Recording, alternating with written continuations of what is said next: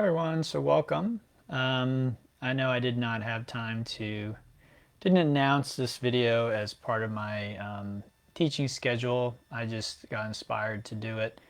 And my schedule's been all over the map lately, so it's been hard to determine when I can and can't stream. So hopefully there's some folks out there who can go ahead and join me for this live stream out there in Facebook land. And if you are out there, go ahead and leave me a comment. Let me know. I'd love to hear from you. But if not, then I'll record this and I'll share it later on Patreon like I do with all my other offerings. All right. So what I wanted to share with you today is a sequence that I call Banana Twist. And I created this for B Yoga. They wanted some shorter yin sequences or a shorter yin sequence that was under 20 minutes. And so, I thought about doing my mini hips sequence or my mini spine sequence, but another teacher there was asking me what I was intending to do, and I wasn't sure. I hadn't planned it out yet. So, the most popular is usually hips, and then right behind that is sometimes the spine. So I decided to do something just totally different than either of those things. So what I decided on is this sequence that I'm calling Banana Twist. And so it's very descriptive of what it is. We do the banana pose, and then we do a twist. And I'm going to do it's going to be a little longer than 20 minutes because A, I'm introducing it here, and then B, in order to fit it under 20 minutes for B Yoga, I had to do 4-minute holds, and what I want to do today is 5-minute holds. So what is this sequence good for? Well, I think it's a great sequence to do when you're tired or maybe when you're just getting started in your day. Again, it should fit within 20, 25, 30 minutes maybe, depending on how long the breaks are, but it's definitely less than a full yin session. So this will be what I'm calling my mini yin sessions, and they usually fit under 45 minutes. So we'll see how long this one takes us. I actually did the B Yoga one under 20 minutes. And if you want to see that video, go to B Yoga, and they've got some videos there. I'm not sure how you access them exactly. That's up to them. But I did record some stuff for them. So I hope you enjoy this, and we'll go ahead and get started. So we begin with a banana pose. So we come onto our back. We actually begin with what we call pentacle, which is just relaxing on the back. And then we're going to shift over to the right side of our mat. Take the left leg and move it over to the left. Then I'm going to take the right ankle and cross it over to the left. And then from there, I extend my arms up, reach up, grab my left wrist, my right hand, and then I can move myself over to the left. And what I should be feeling is a stretch here in my right waist. Okay, so the right waist is the area where I should be feeling the most sensation. Now, very important whenever we're doing yin yoga is to check in and make sure that we are feeling safe with what we're doing in our body. Okay, so we're feeling safe, maybe not comfortable, but we don't think that we're somehow hurting ourselves by doing this posture. So we're stretching into that right waist. It might extend down into your hip and up into your ribs. And then it's just about time. So what is this sequence good for? Well, it is really good for working the muscles in the torso. It does work the spine to some degree, but if I were to just think of the primary benefit that most people will get, it is stretching out and loosening up and creating healthy tissue in the torso. I learned from Tom Myers, who is a gentleman who's written several books on the importance of the connective tissue or fascia, really influential books called Anatomy Trains that help to really shift or change several different industries' views on fascia. I don't think it was him alone. There was sort of a groundswell of different researchers and scientists and movement professionals who began to wonder and inquire about connective tissue. And traditionally, connective tissue was just sort of seen as filler in the body. And it was largely ignored and looked over when trying to diagnose and deal with different problems. And so Tom was part of this movement, and he wrote, again, a very influential book about it. And what I learned from him in a talk that he gave is that the torso can end up with a lot of really thick, inflexible connective tissue in modern life because of a lack of movement and mobility that most of us have. We just don't move enough, not often enough, not vigorously enough, and not in the right ways. And this is because modern work is largely chair-bound. From most of us from a very young age, we're sat down in a chair somewhere, and we're told that behaving means just sort of sitting in that chair. By the time we get into our teens and 20s, probably many of us would rather sit in a chair than do anything else. And whether that's the case or not, many of us end up in jobs where it's necessary for us to do that. So when we do yoga, in order for us to try and stay healthy, we try and bring back the movement that we're not getting the rest of the time. And so this is one way that we do that. And our torso, like I said, is one casualty of the modern lifestyle, the modern sedentary lifestyle. We don't get enough twisting and bending forward and bending back and stretching out of the modern lifestyle. And so postures like this one, where I am very intentionally targeting what are called the obliques, which are right here, kind of in the waist. They extend from the ribs, so if you palpate your body, you can feel your ribs there. And then you can move down and palpate and feel the crest of the hip there. And these muscles will attach at those two areas, up at the ribs and down in the pelvis. And so as we move our ribs away from the pelvis, we get a nice stretch into that area. And that stretching of those tissues help to keep them healthy, strong, and flexible throughout our lifetime, and likely affect us on emotional, mental, genetic, and cellular levels. So very, very profound. Okay, let's come on out of that pose. Let's take a moment just to kind of appreciate what we're feeling there in our right waist, right? So we're feeling some stretch, hopefully. The kind of for me, I could describe it as sort of a tingling sensation there.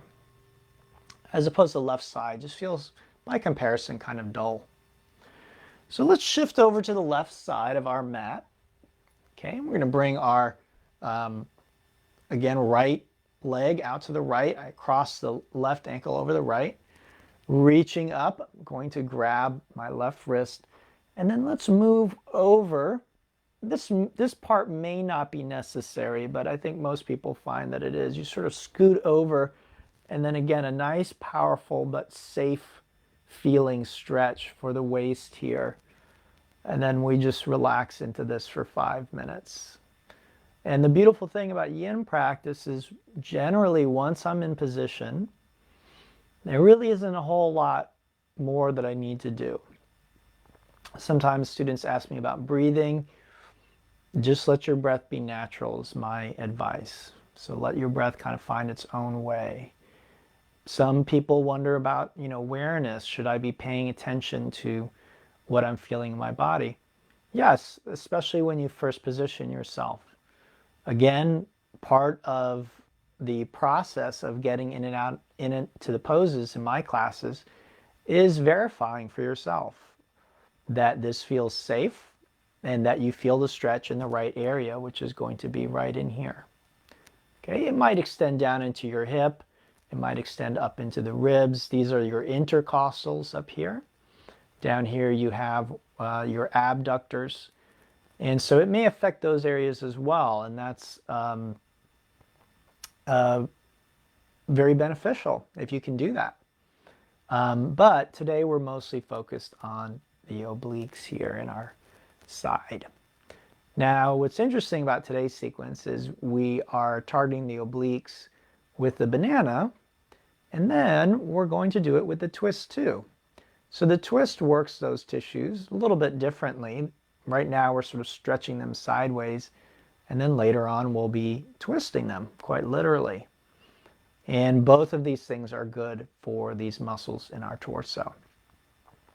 We also have muscles in our back and in our stomach, but from what I've seen with the way that yoga is taught in yoga sequencing, I find that the obliques and the sides are often overlooked. Even in some very well-known teachers, when they talk about spine or they talk about the torso, I find that they'll overlook the sides. I think this is a natural human tendency. We look in the mirror and there's our front, right? It's right there in front of us. We're looking right at it, so it's hard to forget it. If it's not looking good, if it's not feeling good, we're really going to notice it. And then I think the backside as well, that's the second place that our minds often go, is what's going on back there. We'll turn around and look, on our rear end in the mirror, make sure that everything's looking okay and feeling okay. Back pain is a big one. So many people have pain in their back, so they're going to pay attention again. But our sides, I think, are often forgotten about. So this is one of the things I like about the banana twist sequence, is we're really focusing on our sides. We're taking a few minutes to really get into our sides and appreciate them and give them a little bit of love. And again, the idea behind my mini yin series, there are 4 versions now of the mini yin series, 4 different sequences I have, and you can check those out on my YouTube page or my Patreon page. And right now everything is donation based. So if you take a class and you enjoy it and you get something from it, you can donate something if you want to. So the thing about this sequence that's nice is we're taking a few minutes. Again, probably we're going to be under 40 minutes if I had to guess here. We're taking a few minutes to, again, kind of focus on a part of our body that we can forget about, which is our sides. So the banana and then the twist. The other part of this, when I was sequencing this, that is worth mentioning is I find the twist to be very satisfying after a banana pose. So that's generally the pose that I would most want to do after doing banana. So for me, they naturally fit together as a nice sequence. We work the sides and we do a pose and then what you might consider a counter stretch or counter pose to that pose that feels very satisfying afterwards. Just a few more seconds here and then we're going to unwind. We'll do a little counter stretch and then we'll continue. Okay, so let's come on back to neutral, unwinding from the active posture to what we call a pentacle, which is just relaxing on our back. Turn the palms up, take a deep breath, relax. And again, we might appreciate, can we feel the effects of what we did? If we're looking for fireworks, we might be disappointed because the sensations might be quite subtle. But when we don't have expectation, very often we find that the yoga postures do have an effect.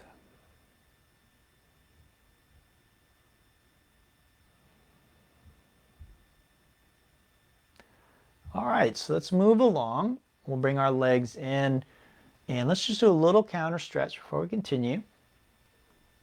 So this is called the leg cradle, and it's a active counter stretch, what we might call a yang counter stretch to the yin postures. The yin postures are more passive, generally speaking, although there are some active yin postures. So we release, relax, good. And then let's do our twist, okay? So right leg over left leg. You can lock ankles if you want, but you don't feel like you need to do that. You could have your ankles like that. We'll extend those arms. We're just going to drop our knees down to the left side. Okay, we're looking to the right. And our arms can be in several different positions. So this I call a T position.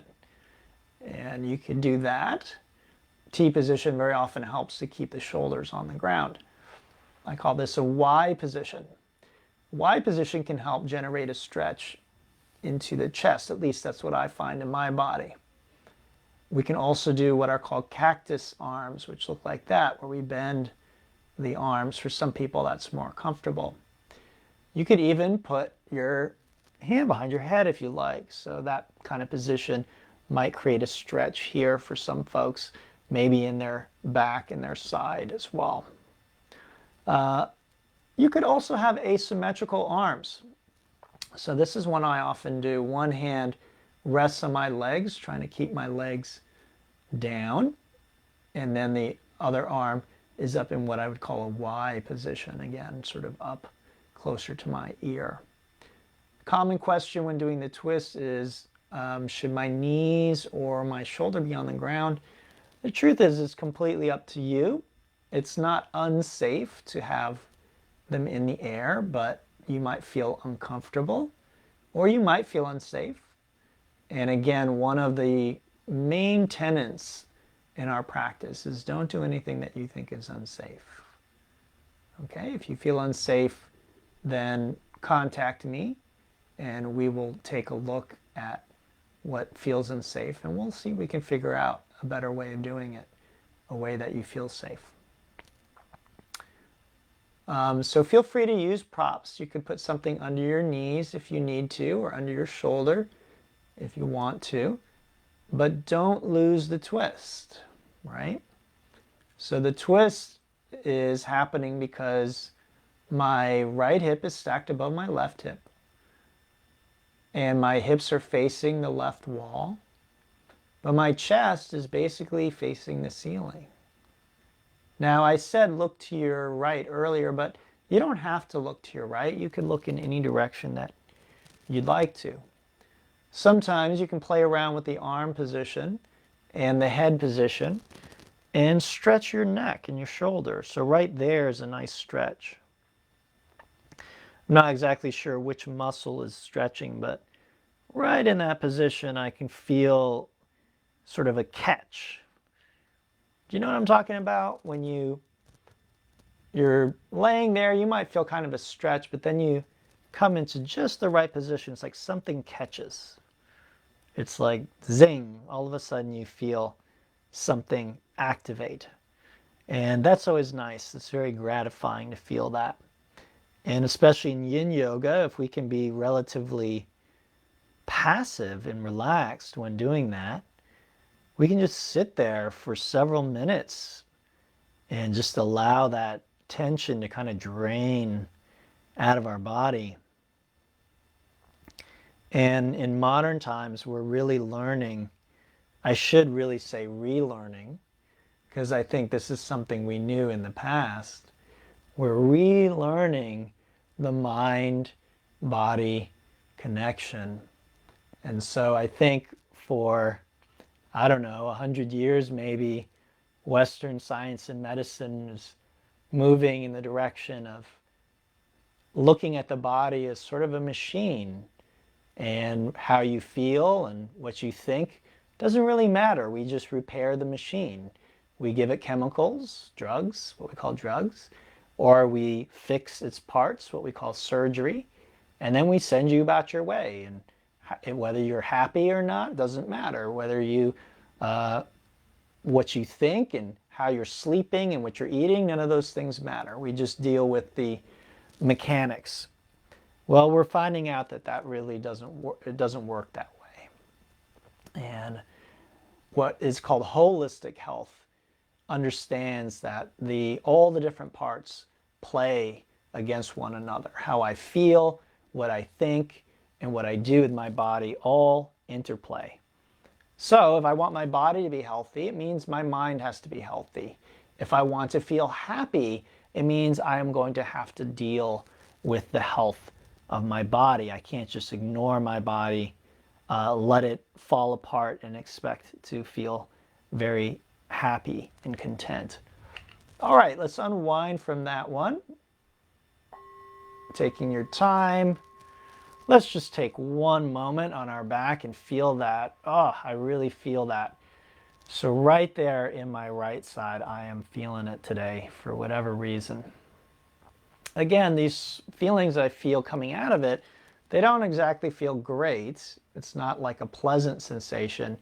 But I've been doing this long enough to know that that's a good sign. That means that I've exercised those tissues and they are going to get stronger as a result. Let's do the other side. So I'm just going to scoot over to the left side of my mat. You don't have to do that if you've got a lot of room. Again, left knee over right. I like locking ankles, but don't feel like you need to do that. You don't have to do exactly what I'm doing. And then we drop those knees down over to the right side.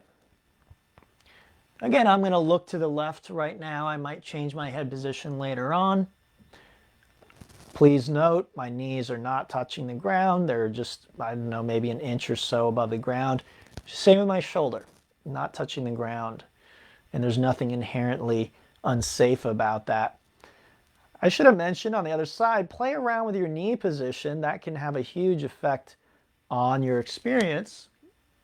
I find knees closer to your belly or chest tends to take you a little deeper into the twist.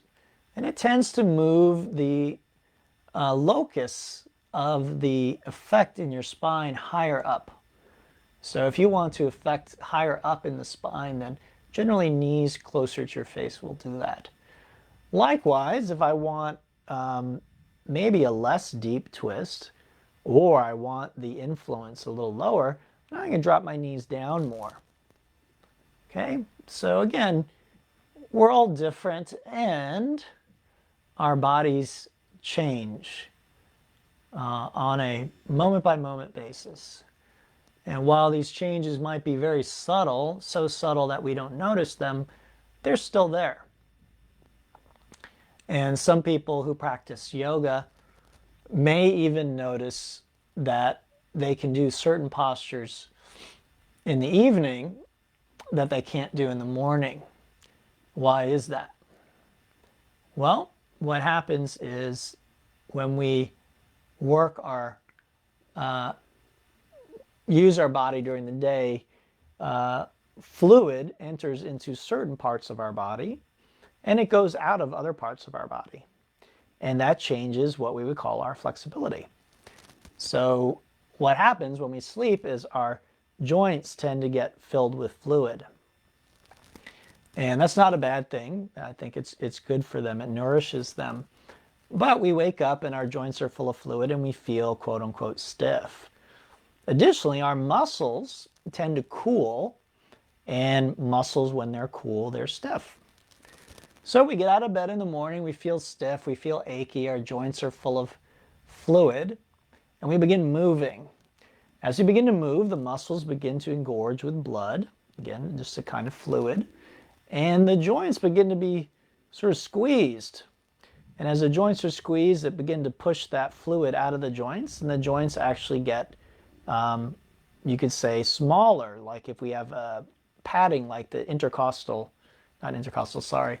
the intervertebral discs, the spinal discs, they can actually get compressed during the day. The fluid moves out of them. So as that happens, we find very often, I'd say more often than not, the case is we find we're more flexible later in the day than we were when we first woke up. So this is just, again, an illustration or example that our bodies are fluid, meaning that they are constantly changing, they are constantly evolving, both on a minute-by-minute basis, a daily basis, a weekly basis, monthly, yearly, decades, right, over a lifetime. My body certainly isn't what it was when I was 8.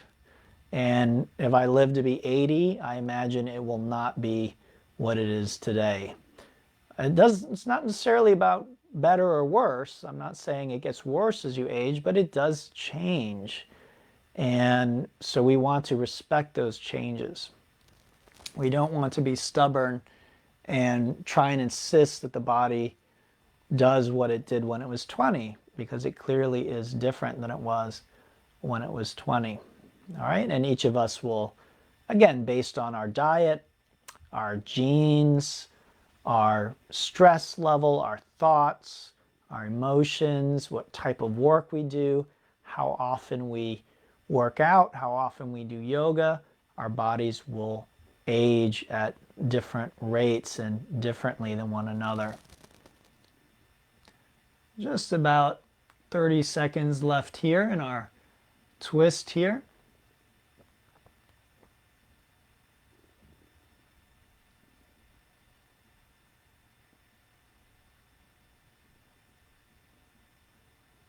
Ten seconds or so.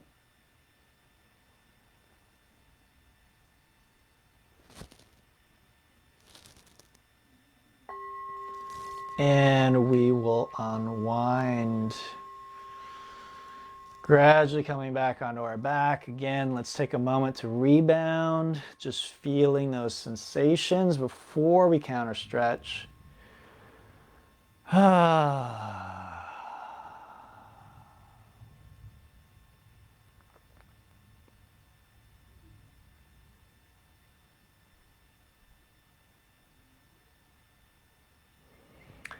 Good, then we'll bring those legs in, give them a little squeeze, shake it out a little bit.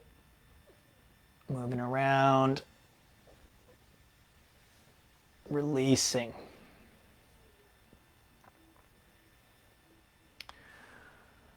All right, so there are two directions you could go from here. You could lay down and do a Shavasana, which is actually what I recommend. Our sequence today was about 30 minutes, so 3 minutes is plenty, but you could do longer. Longer is often better for something like Shavasana. But if you are busy, again, this is meant to be a shorter sequence, you could just get up and go about your day from here. Maybe do a little bit of active stretching first and then go about your day. So either way is fine. Either way would be safe. Again, I hope you enjoyed this banana twist sequence. My schedule has changed a bit recently, and I was working on a project for a student. So I've been not able to do as many live streams recently, but hopefully that'll change. Hopefully now that I've got my new schedule, I'll be able to find out when I can do these live streams and do more of them. But this was not on the schedule on Patreon because I didn't know if I'd have time to do it or not. So hopefully you enjoyed that. Hopefully I'll be back soon with more. Again, if you want to check out more classes, more of these mini yin sequences, I think the links are there in the description, the YouTube page, my Patreon page. I post a lot more on Patreon than on YouTube. So if you're interested in really being in the inside crowd, then check that out. Thanks again, guys. I hope you enjoyed that, and I'll hope to see you again very soon. Namaste. Stay safe, and may all beings everywhere be happy and free. Jai Bhagwan.